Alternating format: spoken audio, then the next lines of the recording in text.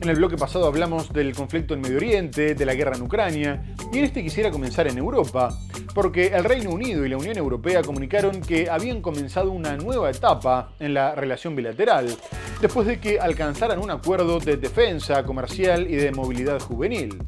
Ambas partes mantuvieron su primera cumbre tras el Brexit en un momento de fuerte inestabilidad internacional y en el que toma fuerza el partido ultraderechista de Reform UK, que había liderado la salida del bloque. El primer ministro británico, Keir Starmer, destacó que el acuerdo les permitía tener un acceso sin precedentes al mercado comunitario, pero respetando las líneas rojas de no regresar al mercado único ni a la libertad de movimiento. En primer lugar, el Reino Unido pudo reducir los controles sanitarios a sus productos, lo que agilizará los trámites e impulsará las exportaciones de sus pequeñas y medianas empresas, mientras que se permitió que los menores de 30 años puedan estudiar y trabajar por un tiempo limitado a ambos lados del Canal de la Mancha. Por otra parte, la Unión Europea también permitirá el acceso de las empresas armamentísticas británicas a parte de los fondos para el rearme de los miembros comunitarios, que contemplan un total de 150.000 millones de euros, y ambos trabajarán de forma conjunta contra los ciberataques, las amenazas a las infraestructuras críticas y para garantizar la seguridad aérea, marítima y fronteriza. Y por último, se extendió el acuerdo sobre pesca hasta el 2038 y lo mismo se hará con el comercio energético, facilitando la participación del Reino Unido en el mercado eléctrico europeo. El acuerdo beneficia claramente a los británicos, pero la presidenta de la Comisión Europea, Ursula von der Leyen, dijo que también favorecería a los países del bloque y lo calificó de histórico. Reino Unido y la Unión Europea celebraron su primera cumbre bilateral desde el Brexit, hace 5 años. Tras meses de negociaciones, ambas partes concluyeron el lunes en Londres una asociación relativa a defensa y extendieron 12 años más el acuerdo de pesca que concluía en 2026 y que permite a los barcos europeos faenar en aguas británicas y viceversa. A cambio, los británicos podrán exportar más fácilmente sus productos hacia el mercado europeo, gracias al reconocimiento mutuo de normas fitosanitarias. Estamos pasando página, estamos abriendo un nuevo capítulo en nuestra relación única. Esta es la historia de unos socios históricos y naturales, codo con codo en la escena mundial. El primer ministro británico, el laborista Keir Starmer, intenta buscar un difícil equilibrio entre su deseo de reforzar los lazos con los 27 países del bloque y los reclamos de la extrema derecha, que lidera los sondeos de intención de voto y es partidaria de un Brexit duro. Es hora de mirar hacia adelante. Es hora de dejar atrás los viejos y rancios debates y luchas políticas para centrarnos en ofrecer soluciones prácticas y de sentido común que consigan lo mejor para el pueblo británico. El gobierno británico saludó el acuerdo, afirmando que es bueno para el empleo, bueno para las cuentas y bueno para nuestras fronteras. Ambas partes mostraron desde el principio una clara voluntad de llegar a un acuerdo en defensa, en pleno esfuerzo de Europa para rearmarse frente a la amenaza rusa y las incertidumbres generadas por el presidente estadounidense Donald Trump. Por otra parte, la Unión Europea y Ucrania respiraron tras la victoria del centrista Nicus Orban en la segunda vuelta de las elecciones en Rumania, con el 54% de los votos, dejando fuera del Ejecutivo al candidato ultraderechista George Simeon, considerado prorruso por el resto de los partidos, y que se quedó con solo el 46%. Simeon llegaba como favorito tras reemplazar al líder proscripto del espacio, Calin Georgescu, después de que su victoria en la primera vuelta fuera anulada por una supuesta injerencia rusa. Nicus Orban es el actual alcalde de Bucarest y con una postura europeísta refuerza la política de Bruselas con respecto a la ayuda a Ucrania, a pesar de una visión más neutral por parte de Eslovaquia y Hungría. Rumania es un actor importante en la guerra contra Rusia, dado que gran parte de las armas proporcionadas a Ucrania por Occidente llegan a través de su territorio, y una victoria de Simeón hubiera complicado la logística, además de las votaciones para aprobar los paquetes de sanciones. A su vez, con su derrota, Donald Trump perdió lo que se percibía en Washington como un aliado incondicional, ya que Simeón se había declarado admirador del republicano, sobre todo por su postura anti-woke. Por otra parte, las elecciones revelaron una profunda división social, con los conservadores denunciando un golpe a la democracia con la cancelación de Georgescu y Simeón asegurando que hubo fraude, por lo que en el discurso de victoria Dan llamó a la unidad, afirmando que la tarea era luchar por una Rumania y no por dos, y consideró que los descontentos tenían que saber que la revolución no era el camino, sino una reforma judicial. Rumania eligió a su nuevo gobernante. El alcalde centrista de Bucarest, Nácu Dan, ganó la presidencia derrotando al candidato de extrema derecha, George Simeon. Con alrededor del 54%, el europeísta se impuso en los comicios que se repitieron este domingo. Las elecciones no se tratan de políticos, se tratan de comunidades, y en las elecciones de hoy ganó la comunidad de rumanos que desea un cambio profundo en Rumania. Una comunidad que desea el funcionamiento de las instituciones estatales, una comunidad que desea reducción de la corrupción, una comunidad que desea un entorno económico próspero para los rumanos, una comunidad que desea una sociedad de diálogo y no una sociedad de odio. El aspirante presidencial de ultraderecha se autoproclamó ganador en un momento donde reinaba la paridad, aunque después reconoció la derrota. Quiero felicitar a mi oponente, Nácu Dan, por su victoria en las elecciones. Fue la voluntad del pueblo rumano. Quiero agradecer a los más de 5 millones de rumanos que depositaron su confianza en mí. Las autoridades electorales reafirmaron la victoria de Dan en una jornada donde Simeon sacó menos cantidad de votos que en la primera vuelta hace 2 semanas.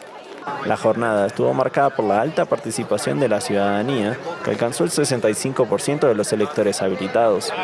Tras la victoria, Dan aseguró que espera que las negociaciones para formar la nueva coalición de gobierno duren semanas. Y en otro orden, el presidente colombiano Gustavo Petro solicitó el ingreso de su país al Banco de los BRICS y le comunicó a la presidenta de la entidad, la exmandataria brasileña Dilma Rousseff, que estaba dispuesto a adquirir acciones por más de 512 millones de dólares.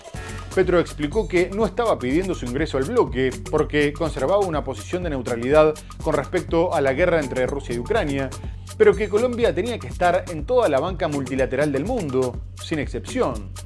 El presidente aprovechó su viaje a Pekín para estrechar sus lazos con China y firmó un acuerdo para incorporarse a la ruta de la seda, lo que generó un fuerte malestar en Estados Unidos, que intenta contener la creciente influencia de Pekín en el continente.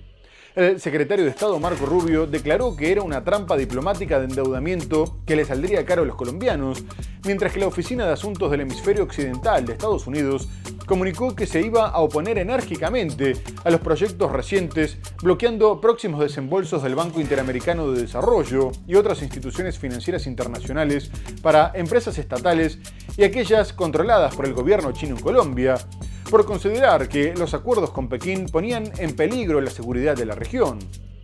Además, afirmó que el dinero de los contribuyentes norteamericanos no debía usarse para subsidiar empresas chinas en su hemisferio. A su vez, el congresista republicano de Florida, Carlos Jiménez, acusó a Petro de entregar los intereses colombianos a los chinos comunistas y ladrones. Por su parte, la Asociación Nacional de Empresarios de Colombia se mostró preocupada por la posibilidad de que Estados Unidos tomara represalias contra sus exportaciones. Nosotros hemos solicitado... El presidente de Colombia, Gustavo Petro, solicitó el viernes en China el ingreso de su país al Banco de los BRICS, el grupo de economías emergentes, días después de sumarse al megaproyecto chino de la Ruta de la Seda. Petro aseguró que de momento Colombia no considera ser parte del bloque de los BRICS, debido a su posición de neutralidad sobre la guerra en Ucrania, y su petición solo contempla el ingreso a su banca. Lo que tiene que hacer Colombia es estar en toda la banca multilateral del mundo sin excepción. Petro llevó a cabo el viernes la solicitud para ingresar al nuevo Banco de Desarrollo de los BRICS, el bloque multilateral conformado por Brasil, Rusia, India, China y Sudáfrica, entre otros. El gobierno colombiano manifestó a la presidenta del banco, la exmandataria brasileña Dilma Rousseff, que el país está dispuesto a adquirir acciones por 512 millones y medio de dólares, según un comunicado de la presidencia. Además, Petro suscribió el miércoles un acuerdo para unirse al multimillonario programa con el que su homólogo Xi Jinping pretende expandir la influencia económica y política de China. El jueves, el Departamento de Estado de Estados Unidos advirtió que se opondrá enérgicamente a los proyectos chinos de la Ruta de la Seda en América Latina y no permitirá desembolsos por parte del BID y otras instituciones financieras internacionales para empresas estatales y controladas por el gobierno chino en Colombia. Con Estados Unidos podemos hablar de tú a tú, si quiere. Con China hemos hablado de tú a tú. Y ahora quisiera ir a Estados Unidos porque la política migratoria de Donald Trump tuvo un nuevo revés, después de que la Corte Suprema decidiera mantener la suspensión de las deportaciones bajo la Ley de Enemigos Extranjeros de 1798, pensada para tiempos de guerra. El mandatario había utilizado la norma por primera vez desde la Segunda Guerra Mundial para enviar a los reclusos a una cárcel de El Salvador, afirmando que estaba en guerra contra las pandillas y que su presencia en el país se trataba de una invasión. Pero la justicia consideró que no estaba respetando el debido proceso, ya que los migrantes tenían que poder defenderse y apelar las órdenes de deportación, por lo que tenían que ser informados con anticipación. La decisión de la Corte tuvo 7 votos a favor y 2 en contra, y pretende dar lugar a que los tribunales inferiores evalúen los casos, mientras que organizaciones de derechos civiles denunciaron que las deportaciones a El Salvador eran sentencias de por vida sin juicio previo. Poco más tarde, el presidente reaccionó denunciando que la Corte Suprema no los dejaba sacar a los criminales del país. Uno de los pocos ataques contra el tribunal, ya que con mayoría conservadora y 3 jueces nombrados por él, avala gran parte de sus políticas. Incluso horas después, la Corte le permitió al gobierno poner fin al estado de protección temporal para 350.000 ciudadanos venezolanos, por lo que perderían las garantías de permanencia legal. La secretaria de Seguridad Nacional, Kristi Noem, ya había tomado la decisión de anular la exención aprobada por el gobierno de Joe Biden, afirmando que los venezolanos eran desgraciados y criminales, pero un juez la paralizó por estar influenciada por estereotipos negativos. La Corte Suprema de Estados Unidos impidió el viernes al presidente Donald Trump reanudar la expulsión de migrantes venezolanos, a los que acusa de ser pandilleros bajo una ley del siglo XVIII.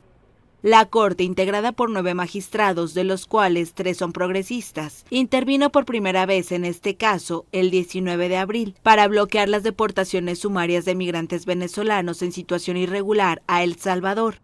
La administración recurrió de nuevo al máximo tribunal para poder deportar a otro grupo recluido en Texas.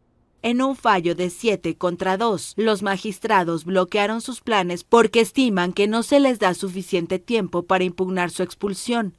Para ser claros, decidieron que los detenidos tienen derecho a una notificación mayor que la dada el 18 de abril y otorgaron una medida cautelar temporal. El dictamen afirma que una notificación aproximadamente 24 horas antes de la expulsión, desprovista de información sobre cómo ejercer los derechos del debido proceso, no cumple los requisitos. La Corte devolvió el caso al Quinto Circuito, un tribunal de apelaciones, para que determine si es lícito el uso de la ley de enemigos extranjeros, usada en el pasado sobre todo para confinar a ciudadanos estadounidenses de origen japonés durante la Segunda Guerra Mundial. Trump respondió en su red Truth Social que la Corte Suprema no le permite sacar a criminales de su país. La defensa de los migrantes venezolanos presos en El Salvador denunció torturas. Los abogados también entregaron hace casi 2 semanas una carta al presidente de El Salvador, Nayib Bukele, para pedirle autorización para visitar a los venezolanos y obtener una prueba de vida. Y después de que se supiera que el expresidente norteamericano Joe Biden padecía un cáncer de próstata con un nivel de agresividad de 9/10 y que se le había hecho metástasis al sistema óseo, hubo varias reacciones, como la del exmandatario demócrata Barack Obama, que dijo que nadie había hecho más para encontrar tratamientos innovadores para el cáncer como él, y que estaba seguro de que afrontaría ese desafío con determinación. Pero también Donald Trump le envió un mensaje de apoyo, afirmando que estaba muy triste por la noticia y que le deseaba una pronta recuperación. Pero poco más tarde volvió a la carga, asegurando que el hecho de que la enfermedad estuviera tan avanzada revelaba que se sabía desde hacía mucho tiempo y que los demócratas habían decidido ocultarla.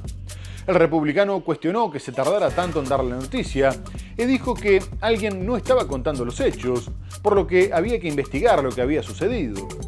El entorno de Biden ya estaba siendo cuestionado tras la publicación de un libro que revelaba el encubrimiento de su deterioro mental para que pudiera ser candidato a la reelección, a pesar de la preocupación de varios demócratas. Incluso el actor George Clooney, que era amigo de él, le organizó un evento de campaña y cuando lo fue a saludar no lo reconoció, tras lo cual le pidió públicamente que renunciara a su candidatura.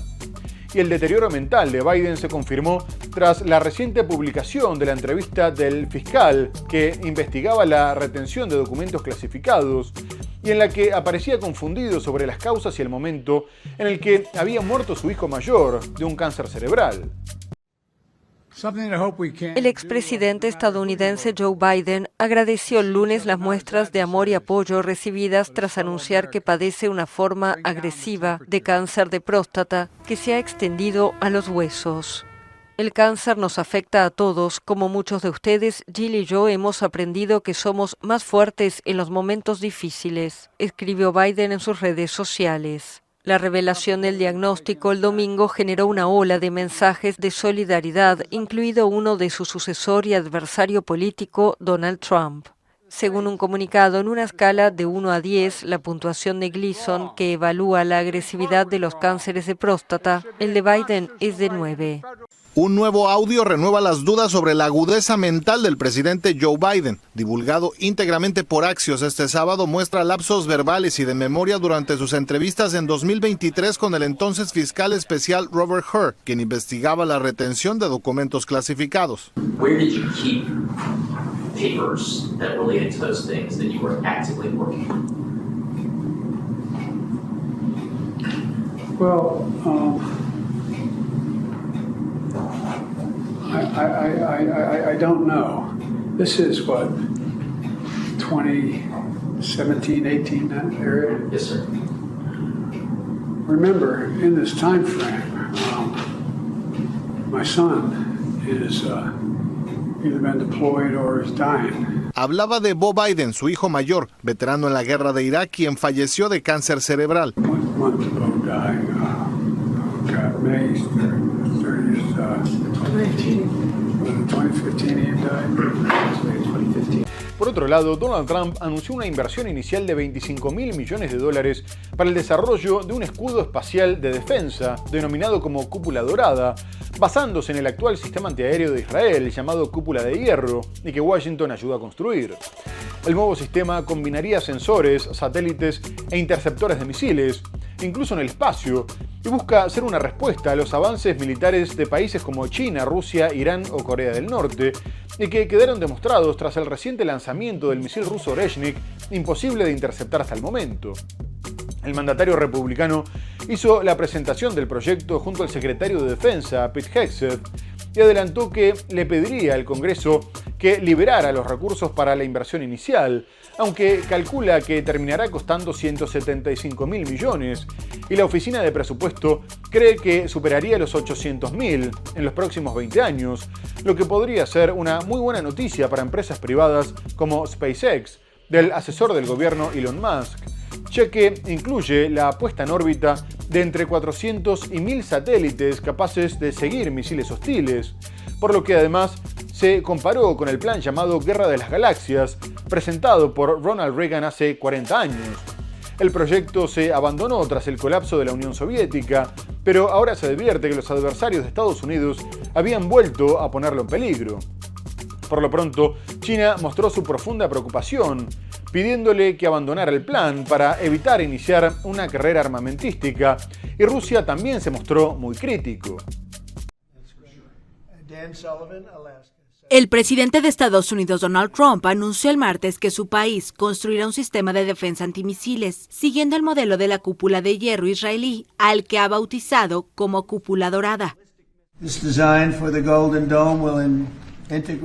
Este diseño de la cúpula dorada se integrará con nuestras capacidades de defensa existentes y debería estar plenamente operativo antes del final de mi mandato, así que lo tendremos listo en unos 3 años. Una vez construida, la cúpula dorada podrá interceptar misiles, incluso si se lanzan desde el otro lado del mundo y desde el espacio.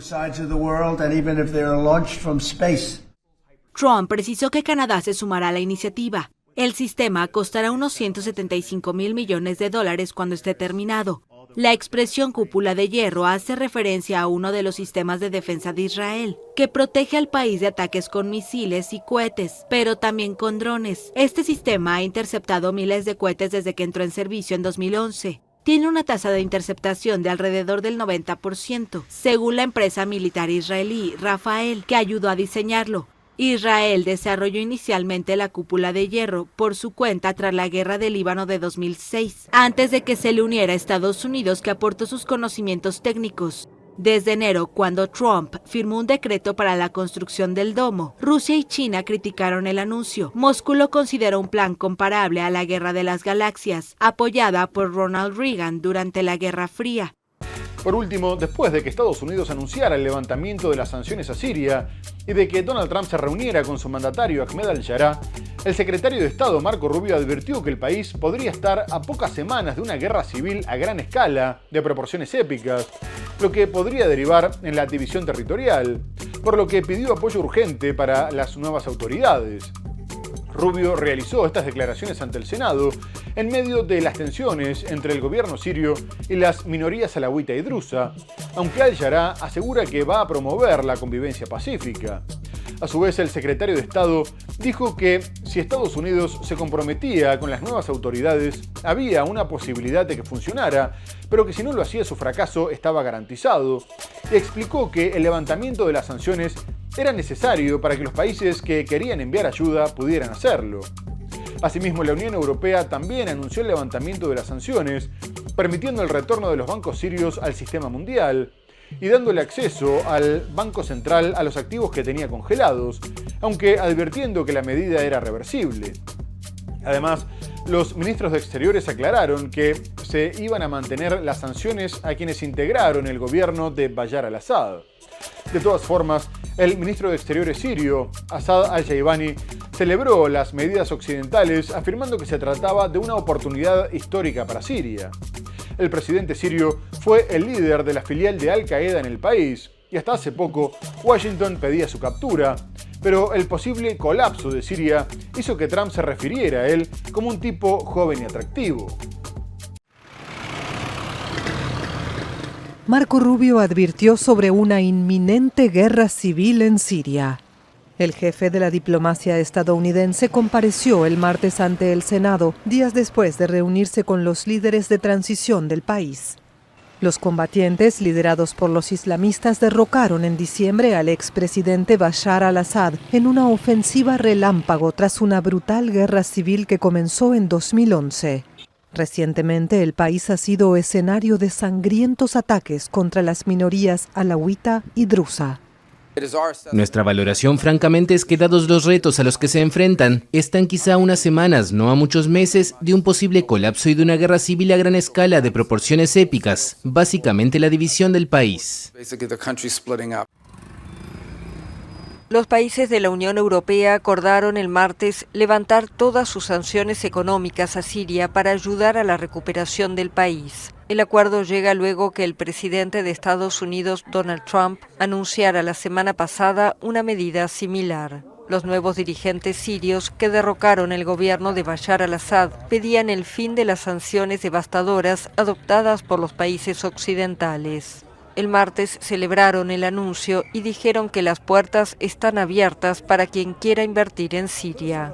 Según responsables europeos, las sanciones podrían volver a imponerse si los nuevos dirigentes sirios no cumplen con sus promesas de respetar los derechos de las minorías y avanzar hacia la democracia. Muy bien amigos, se nos ha terminado el programa. Hemos hablado del conflicto en Medio Oriente, con la reanudación de la entrada de ayuda humanitaria a Gaza y la presión internacional a Israel.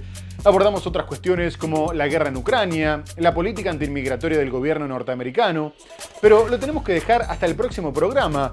Muchas gracias por habernos acompañado y hasta entonces.